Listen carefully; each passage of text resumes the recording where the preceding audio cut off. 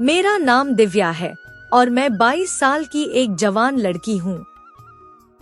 हमारे घर में मैं, मेरी माँ, मेरे पिता और दादाजी रहते हैं।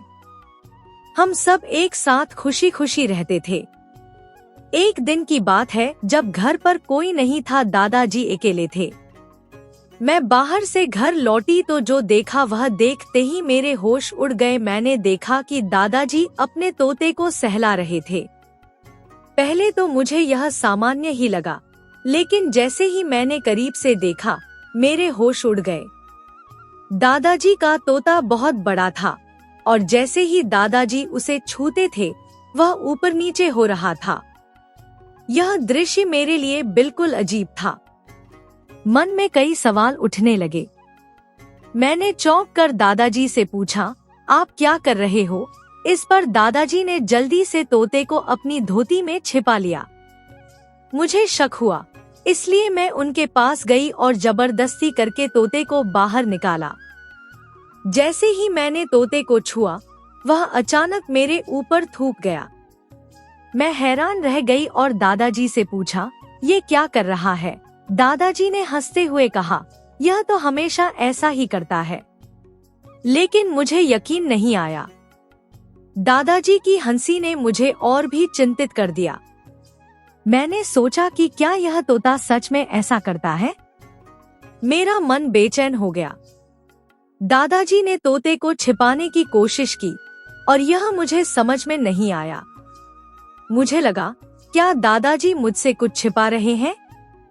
मैं फिर से तोते को देखने लगी, लेकिन दादाजी ने उसे अपनी गोद में छुपा लिया। मैंने फिर से पूछा, दादाजी क्यों छिपा रहे हो? वे बोले, कुछ नहीं, यह तो खेल रहा है। लेकिन उनका चेहरा बताता था कि कुछ तो गड़बड़ है। मेरा मन सोचने लगा, क्या इस तोते में कोई खास बात है? मैंने फिर सोचा, क्या मुझे इसे और देखना चाहिए?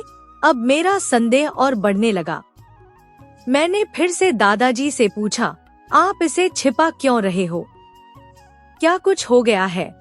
दादाजी ने मुझे फिर से हंसते हुए जवाब दिया, तुम परेशान मत हो, यह सब ठीक है। लेकिन उनकी बातों ने मुझे और भी चिंतित कर दिया। मैं चाहती थी कि मुझे सच्चाई पता चले। मैंने सोचा, क्यों न मैं खुद इसे बाहर लाऊं। मैंने बिना सोचे समझे तोते को जबरदस्ती बाहर निकाल लिया। जैसे ही मैंने तोते को छुआ, उसने मेरे ऊपर थूक दिया। यह घटना मुझे चौंका गई। मैंने तुरंत अपने चेहरे को पोंछा और दादाजी की ओर देखा। दादाजी ने यह सब देखकर कोई खास प्रतिक्रिया नहीं दी। उनकी हंसी ने मुझे और भी परेशान किया।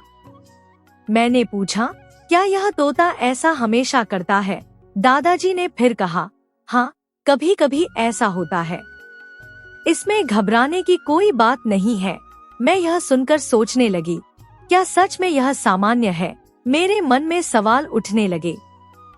क्या मुझे इस पर विश्वास करना चाहिए? दादाजी के चेहरे की भावनाएं मेरे लिए बहुत मायने रखती थी। मैंने फिर से सोचा, क्या मुझे इसे और ध्यान से देखना चाहिए? लेकिन दादाजी का व्यवहार मुझे असामान्य लगा। मैंने अपनी आंखें बंद की और गहरी सांस ली। मुझे यह समझ में नहीं आ रहा था कि मैं क्या करूं। दादाजी की बातें मेरे मन में घूमने लगी। क्या मुझे इसे भुला देना चाहिए? मैंने सोचा। लेकिन फिर भी हर बार जब मैं दादाजी और तोते को देखती, वही घटना याद आ जाती। यह सब मेरे लिए बेहद अजीब था। मैंने खुद से कहा, शायद मुझे कुछ समय बाद सब कुछ भूल जाना चाहिए, लेकिन मन में एक छोटा सा संदेह बना ही रहा। मैंने सोच लिया कि मैं इस बारे में और कुछ नहीं सोचूंगी। लेकिन दादाजी का व्यवहार और तोते की हरकतें मुझे तंग कर रही थी। अब मैं दादाजी से और दूरी बनाने लगी। मैंने सोचा, शायद मुझे खुद को इस मामले से अलग कर लेना चाहिए। लेकिन हर बार दादाजी के पास जाकर मेरे मन में वही सवाल उठते थे। क्या यह सब सच में सामान्य था? मैंने अपने दोस्तों से इस बारे में बात करने का फैसला किया। उन्होंने मुझे समझाया कि शायद मैं इस मामले को बढ़ा चढ़ा कर देख रही हूँ, लेकिन मन में एक सवाल बना रहा, क्या मैं गलत हूँ? मैंने सोचा कि शायद यह एक सामान्य घटना है, लेकिन फिर भी मन में शंका बनी रही। मैंने एक बार फिर से दादाजी की तरफ देखा। एक दिन मैंने अपने दोस्तों से इस घटना के बारे में बात की। मैंने उन्हें सब कुछ विस्तार से बताया। उन्होंने कहा, दिव्या, यह तो बस एक सामान्य तोता है, तुम इसे इतना क्यों सोच रही हो?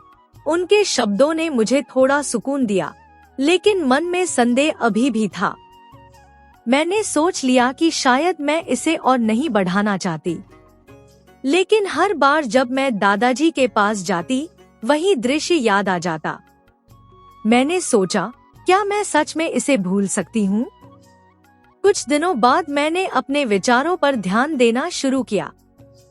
क्या सच में यह सब इतना गंभीर था? दादाजी का व्यवहार क्या वास्तव में गलत था? मैंने सोचा कि शायद यह सब मेरे दिमाग का वहम था, लेकिन फिर भी मन में एक अजीब सा डर बना रहा। मैं चाहती थी कि सब कुछ सामान्य हो जाए। मैंने फिर से दादाजी के पास जाने का फैसला किया। मैंने उन्हें देखने की कोशिश की, लेकिन मन में वही सवाल उठते रहे। मैंने एक दिन फिर से दादाजी से बात करने की कोशिश की। मैंने सोचा कि शायद वे मुझसे अपनी बातें साझा करेंगे। मैंने धीरे से कहा, दादाजी, क्या आप मुझे तोते के बारे में बताना चाहेंगे? उन्होंने कुछ पल सोचा और फिर मुस्कुराते हुए कहा, अरे, यह तो बस एक तोता है, इसे तुम बेकार में सोच रही हो। मैं चाहती थी कि दादाजी मुझे और समझाए। मैंने सोचा, क्या यह सच में सिर्फ एक तोता है? आखिरकार मैंने समझा कि कभी कभी हमें जो चीजें दिखाई देती हैं, वे हमेशा वैसी नहीं होती हैं। मैंने दादाजी की बातें मानी और सोचा कि शायद मुझे इसे सामान्य मान लेना चाहिए।